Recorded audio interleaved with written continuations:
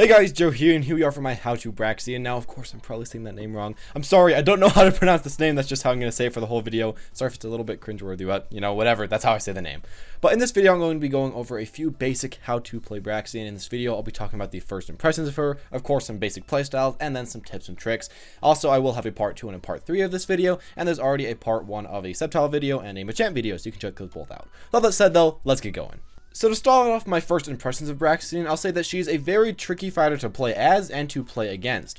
Now when you play this person, you'll have to make a lot of mix-up as her if you really want to win, and of course she does really greatly as this. She has a lot of really weird moves that go in and out, and at the same time she has some that just stay far but have really weird hitboxes. You'll kind of have to play very trickily, you'll have to play very differently, and you'll have to try to out-mind game the opponent, which of course you have to do with everyone, but with Braixen, you have to do it more than the rest of the cast. Other than that, I also want to say that she is a pretty dang balanced fighter. She does very well close up, pretty well far away, and of course very well in middle distance or just in between. She does generally well pretty much everywhere on the map, and this of course applies to her field mode and her duel mode. This makes so she doesn't, in my opinion, have that many bad matchups, and she does decently. Now I won't say that she's the best at any of these things, but she's pretty good at all these things, even though she might not be the best at them. Now the one thing that she is the best at is using her powered up attacks in order to beat the crap out of any opponents. Now she's one of the characters in this game where if you use a certain attack, she has quite a few attacks, if you use it and then you press B right after, it'll make your next attack powered up, and this makes you have a lot stronger attacks for the next things. It increases your damage output by a ton, and really there's not much of a negative to powering up other than a little bit of lag, so you kind of have to do this after your combo rather than in between your combo. Now this just makes her a much stronger fighter, and actually gives her some good matchups in some cases because it makes so she can out-trade a lot of enemies. Now another great thing about her is that she has a lot of moves that follow the enemy, just kind of track out behind them and then of course finally hit them, or she has a lot of moves that cover a big space of land. She can of course throw her wand, make a giant explosion on the ground, do fire spin. She has a lot of stuff that'll cover a huge amount of land, and of course is the fact that a lot of her attacks just follow the opponent. This makes so it's really hard to get away from a Braixen, while at the same time you can easily space on the ground. It makes her quite different from a lot of other characters and kind of reminds me of Sceptile.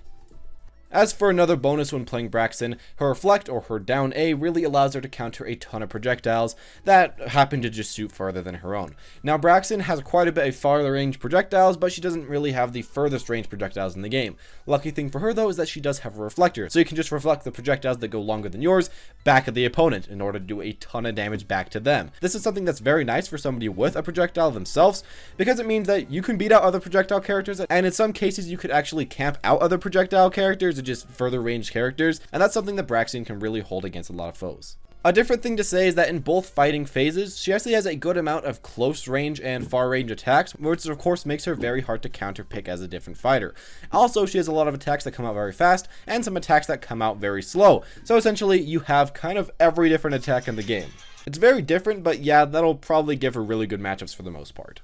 Now on to my next bonus about her. I have to say that Braixen actually has quite a nice amount of combos that combo from the duel phase into the field phase and vice versa, mainly being her broom attack, and she has a few other attacks that do this as well. Now this really doesn't happen too often, but a lot of times with Braixen, you can go from one phase and then go into the next phase and still actually attack them somewhat. It's pretty much just something that I've only seen her be able to do online, but it's something that's really cool and really stuck with me when playing her. And the final good thing I want to say about her is that she has a okay burst attack. Now, it's not the best burst attack in the game, but you know, it's fine enough. And the really good part about it is that, of course, it does charge pretty quickly because it's not a mega, and it also gives you infinite effect of Sunny Day, aka your powered up attacks. And that's really great. Now, this makes you do a ton more damage and just increases your damage output by a huge amount, and you won't have to worry about the lag that powering up usually would put upon yourself. Also, it allows you to do quite a bit more in different combos because you can hook up one powered up attack into another powered up attack, and in general, it's just pretty dang strong.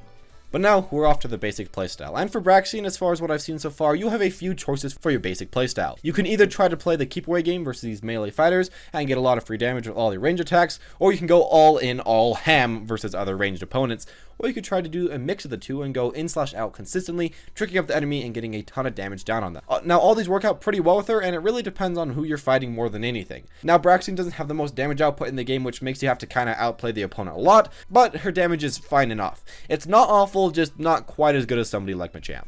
But as far as the actual phases in particular, and the field phase first off, I'll say that in the field phase, you once again have quite a few choices. The main ones that you'll probably pick very often is to just run around side to side, usually using your side Y in order to get a lot of free pressure. Now you can also use the second part of your Y to get a strong hit that also is really hard to dodge by the opponent, so that's nice too.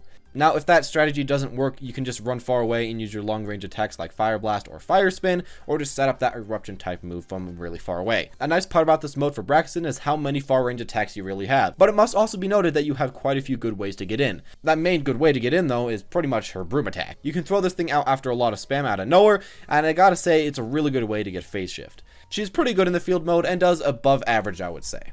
But as far as some bad parts about this phase, I'll have to say that her attacks do take a little bit of time to charge up, and someone like Garchomp can just dig under your attacks and just hit you when you're in all that end lag or while you're still charging, and there isn't that much you can do about it when you are playing Braixen. As well, if they get really close to you, you're pretty much in big trouble, as your XXX attack isn't the best one in this mode.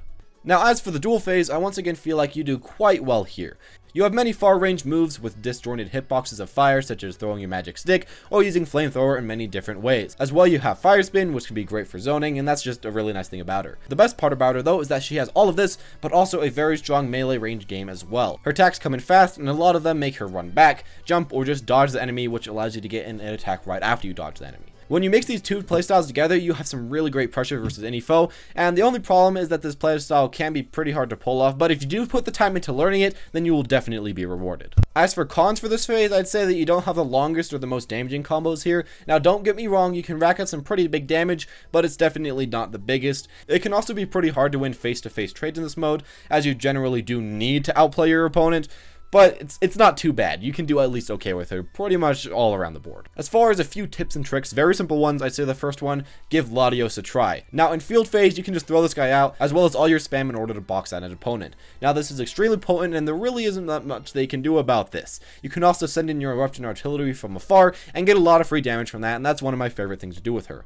Next, I'd say try to go for 1 or 2 X attacks, and then cancel it, jump backwards, and then follow that up with a range attack. A lot of times people just expect you to finish your triple X attack combo always, and this can be a very nice way to mix them up and get some nice damage in. That is, again, hit XX twice, and then cancel it, go backwards, and hit them with Y a few times.